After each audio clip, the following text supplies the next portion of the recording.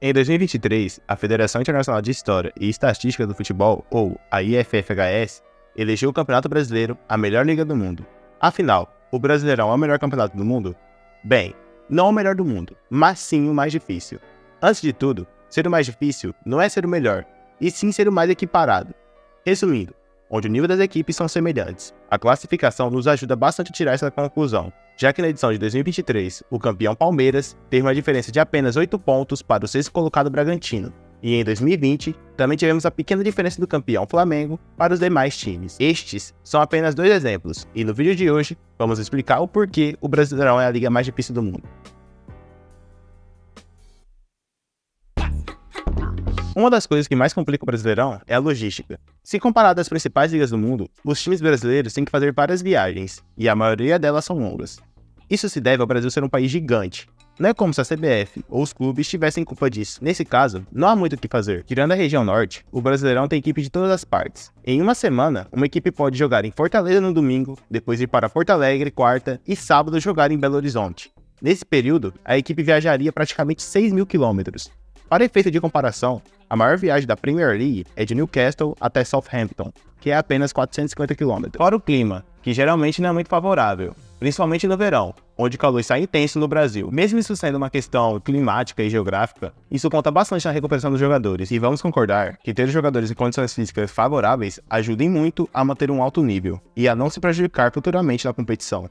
É bem comum vermos os treinadores sempre reclamando das distâncias percorridas, e principalmente sobre o calendário.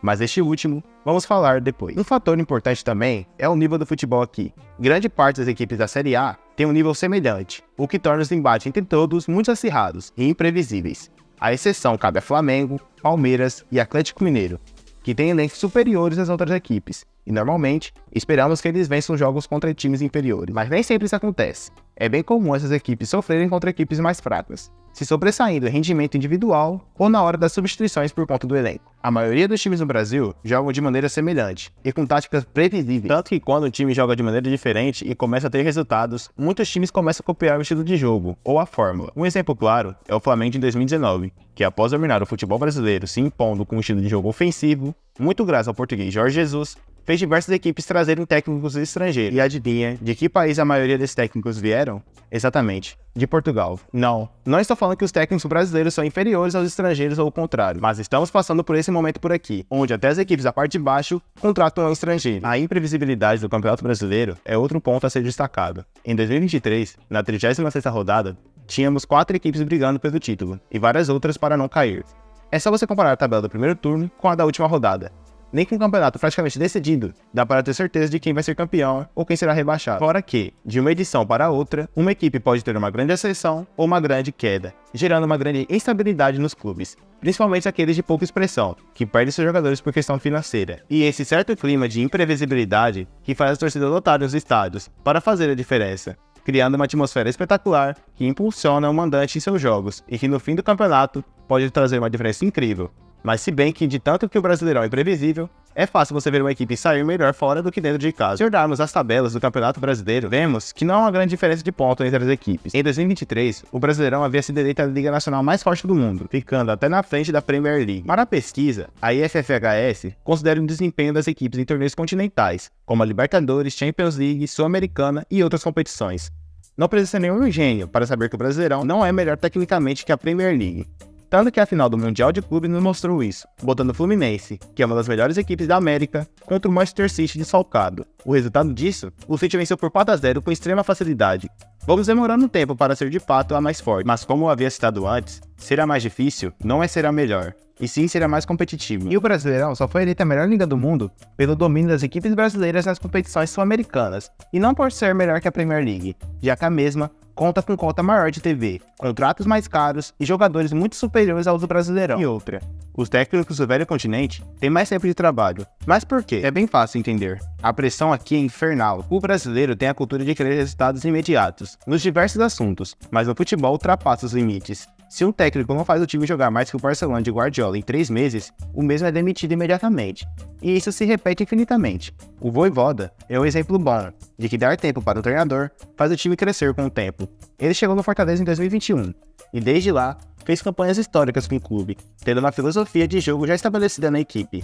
fazendo o Leão do PC crescer em cenário nacional, com boas campanhas no Brasileirão e no cenário internacional, com vice na Sul-Americana. Outro bom exemplo é o Abel Ferreira, que sem dúvidas é um dos melhores, ou se não, o melhor técnico do Brasil. No caso do Abel, ele ganhou uma Libertadores e uma Copa do Brasil em 5 meses, o que deu uma boa estabilidade para ele continuar o trabalho no Brasil. O mesmo disse que quando veio para o Brasil, se não conseguisse resultados, seria demitido em 3 meses, já que essa é a média por aqui. Entende que se os clubes dessem mais tempo para os seus treinadores, teríamos vários clubes como Fortaleza que vem crescendo com o tempo. Agora, vamos falar do que para mim é o principal problema e o que torna o futebol brasileiro tão difícil: o calendário. Um fato é que o calendário é lotado e o principal culpado disso são os estaduais. Sim, os tão criticados estaduais. Lá na época de 30 até 90 por aí, os estaduais eram o segundo torneio mais importante, só ficando atrás do Brasileirão. Sim, os estaduais eram mais importantes que a Libertadores para os clubes brasileiros. Com o tempo, os estaduais foram se desvalorizando, e chegamos no dia de hoje, onde eles não têm tanta relevância, exceto pelo Paulistão. Não tem importância para os grandes, porque para os pequenos é o único calendário que algumas equipes terão na temporada, mas para os grandes, só serve para lesionar jogador no decorrer da temporada, por conta de problemas musculares.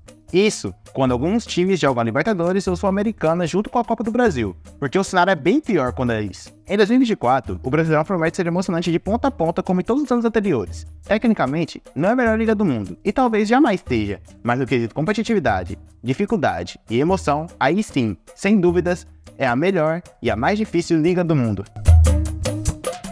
Bem, esse é o vídeo. De fato, esse eu acho que é o mais longo do canal, então dê um like, se inscreva para me ajudar. Desculpa pelo áudio, porque eu troquei de telefone recentemente e até agora não consegui encaixar muito bem o microfone no telefone, então é isso. Por isso que o áudio saiu meio bosta. Eu acho que saiu meio bosta, não sei, vou ver na hora da edição, mas pelo pouco que eu escutei antes, saiu ruim. Não tem muito que eu fazer nesse quesito, né, mas com o tempo nós vamos mudando isso. Então, obrigado por assistir o vídeo. Reforçando, dê um like, se inscreva, compartilhe, comente. E é isso. Obrigado por assistir até aqui. Tchau.